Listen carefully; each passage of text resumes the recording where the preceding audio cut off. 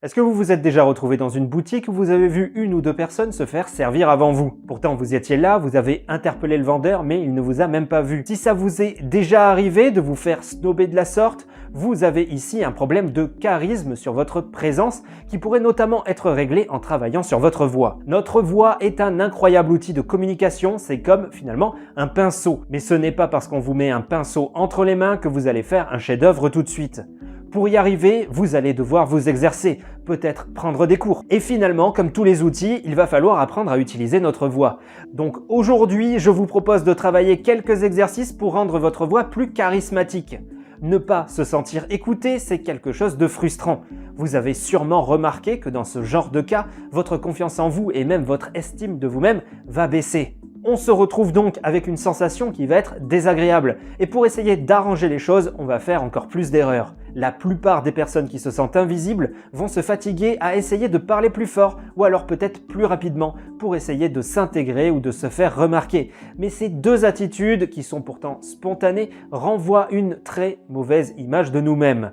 Se mettre à parler fort ou parler vite dans l'inconscient collectif, ça renvoie l'image de quelqu'un qui ne va pas avoir confiance en lui. C'est comme si vous brandissiez un panneau avec écrit « Je n'ai pas confiance en moi ». Du coup, d'invisible, vous allez juste passer pour une personne en manque de confiance. Et là, c'est vraiment pas top. Bien souvent, même votre discours va avoir des problèmes de forme ou de construction, ce qui ne va pas aider votre image. Quoi qu'il en soit, j'aimerais vous dire avant toute chose de prendre ces conseils et ces exercices comme un jeu. Ne vous mettez pas de pression ou vous passerez un très mauvais moment à chaque nouvelle tentative. Bien souvent, quelqu'un qui part avec des difficultés peut se retrouver à aller plus loin que la personne qui a des facilités dans un domaine. Aujourd'hui, vous n'avez peut-être pas confiance en vous, mais demain, vous pourrez être encore plus confiant que Fabien. Fabien, c'est cette personne de votre entourage à qui on accorde tous les regards. Pourquoi? Eh bien parce que Fabien n'a pas d'effort à faire et en grande partie, il va se satisfaire de ce qu'il sait faire sans chercher à aller plus loin. Par conséquent, vous allez avoir plus de facilité à aller plus loin que lui. Alors, ça ne va pas se faire en 2 jours, soyons honnêtes, il faut s'exercer, mais vous pouvez le faire. Je vais vous poser 5 questions et je vous demanderai d'y répondre le plus honnêtement possible. Est-ce que vous parlez assez fort? Pour certaines personnes, le véritable problème, c'est le volume. On place souvent le volume de la voix comme une notion de confiance en soi, d'une part. Mais il faut aussi penser au bruit autour de nous, au fait qu'on peut être perdu dans nos têtes. Et par rapport à ces simples choses, si on ne parle pas assez fort, on ne marque pas notre présence. Si notre présence n'est pas marquée, on est très vite invisible. On se fait couper la parole, on ne cherche pas à prendre nos avis. C'est totalement humain. Une personne qui va parler avec un volume de voix trop bas va automatiquement passer pour une personne avec peu de confiance en elle. Parler avec un volume élevé, c'est une façon d'affirmer que nous sommes sûrs de nous, que nous n'avons pas honte de ce que l'on dit. Pensez donc à monter le volume de votre voix. L'idée, ce n'est pas de crier. L'idée, c'est juste de parvenir à sortir assez de son pour montrer aux autres que vous existez. N'hésitez pas à vous exercer avec le dictaphone de votre téléphone pour apprendre à parler plus fort sans crier. Vous pourrez vous réécouter facilement pour ajuster votre volume et voir l'image que vous renvoyez. Le secret, niveau volume, c'est d'essayer de descendre légèrement dans les graves, tout en expulsant le maximum d'air. Quand on crie, beaucoup ont tendance à partir dans les aigus, un son qui est souvent mis de côté et parfois même considéré comme carrément désagréable par notre entourage. Homme comme femme, quel que soit votre timbre de voix, n'hésitez donc pas à légèrement descendre dans les graves en essayant d'expulser le plus d'air possible quand vous parlez. Encore une fois, le dictaphone de votre téléphone vous fera un très bon retour pour voir ce que ça donne. Est-ce que vous articulez assez bien? Il faut comprendre qu'il n'y a rien de plus fatigant que d'avoir en face de nous une personne qui va parler dans sa barbe, c'est-à-dire finalement ne pas articuler quand il parle. C'est un peu comme si on mâchait nos mots. Inconsciemment ou non, la plupart des personnes vont très vite arrêter d'écouter ceux qui n'articulent pas et se concentrer sur autre chose. A contrario, il faut comprendre que si vous articulez bien, on va mieux vous comprendre. L'écoute sera plus agréable et on va plus s'intéresser à ce que vous allez dire, même si ce que vous dites est moins intéressant qu'une autre personne. De ce côté-là, pour l'articulation, il y a des exercices un peu tout faits. Je suis sûr que vous connaissez ces phrases super dures à dire comme « Les chaussettes de l'archiduchesse sont-elles sèches, archi-sèches ?»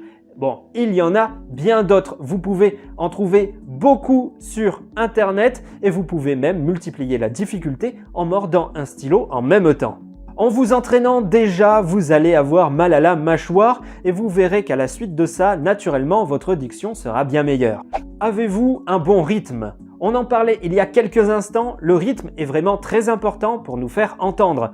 Une personne qui va avoir des problèmes de confiance en elle va avoir tendance à parler très rapidement. C'est une espèce de mécanisme de défense. Comme on n'est pas sûr de nous, on va chercher à prendre la parole sur un temps le plus court possible. C'est aussi un moyen pour essayer d'éviter qu'on se fasse couper la parole. Le problème, c'est qu'avec un rythme trop élevé, déjà, ce n'est pas très agréable pour nous, puisqu'on peut se retrouver rapidement essoufflé. Mais ce n'est pas agréable aussi pour les personnes qui vont être autour de nous. C'est tout bête, mais l'oreille humaine préfère écouter une personne avec une voix posée et claire, plutôt que quelqu'un qui irait trop vite. C'est fatigant, rien de plus. Et comme on a pu le voir, si une prise de parole n'est finalement pas agréable, elle est très souvent directement zappée. Savez-vous mettre de l'émotion dans votre voix? L'idée n'est pas de devenir un acteur de cinéma et de jouer la comédie, mais plus de mettre de l'émotion dans sa voix pour faire vivre ce que l'on dit. L'émotion que l'on transmet lors d'une prise de parole est essentielle pour avoir un discours appuyé. Avec de l'émotion, vous aurez plus de facilité à avoir un bon rythme, une bonne articulation et même un bon volume. Si quelque chose vous emballe et que vous y mettez de l'émotion, ça va se ressentir tout de suite. L'émotion dans votre phrase, c'est un petit peu le synonyme de vie. En vous laissant vivre et en vous autorisant à mettre cette émotion, naturellement, votre voix va avoir des fluctuations. Pour vous donner un exemple, on pourrait prendre des pièces de théâtre ou certains films de Noël un petit peu surjoués.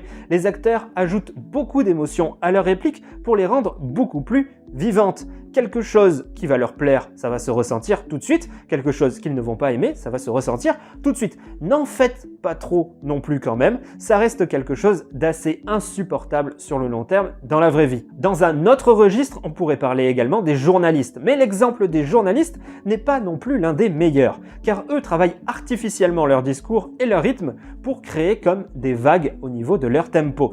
Il ne faut pas faire comme eux, mais garder à l'idée cette image de vague dans leur discours. Les émotions ne sont rien de plus qu'une énergie qui demande à s'exprimer, donc n'hésitez pas à le faire, assumer simplement vos émotions. Nous avons fait le tour de nos 4 clés, on va les résumer ensemble. Faites bien attention au volume de votre voix, travaillez votre articulation, ajustez votre rythme et enfin ajoutez l'émotion à votre discours. En travaillant ces 4 clés, je vous garantis que vous verrez très rapidement des résultats. Arrêtez d'être frustré de vous sentir comme une plante verte, vous pouvez avoir mieux avec un minimum de travail régulier. D'ailleurs, vous vous rendrez sûrement compte que ces 4 clés vont s'ajuster mutuellement au fur et à mesure de vos exercices. En articulant bien, votre tempo va se régler, jouez également sur votre volume et vous n'aurez plus de difficulté à y rajouter l'émotion de votre discours. Commencez d'ailleurs, petit conseil, par travailler le ton de votre voix. Soyez légèrement plus dans les graves. Par principe, votre tempo va légèrement ralentir. Vous n'aurez plus qu'à penser à bien articuler en cherchant à envoyer toujours assez d'air vers l'avant pour que votre voix porte. Il ne vous restera donc plus qu'à assumer vos émotions. Rapidement, vous allez vous sentir plus écouté et vous vous sentirez plus dans l'instant présent. Votre confiance en vous va faire un bond en avant et c'est finalement un engrenage qui sera positif pour vous. Je compte sur vous pour vous exercer. N'hésitez pas à poser vos questions en commentaire, tout comme orienter les prochains sujets de vidéos. Ce sera vraiment avec plaisir de s'occuper de ce dont vous avez envie. Alors en attendant la prochaine vidéo, portez-vous bien, prenez bien soin de vous. On se retrouve très vite. Salut à tous.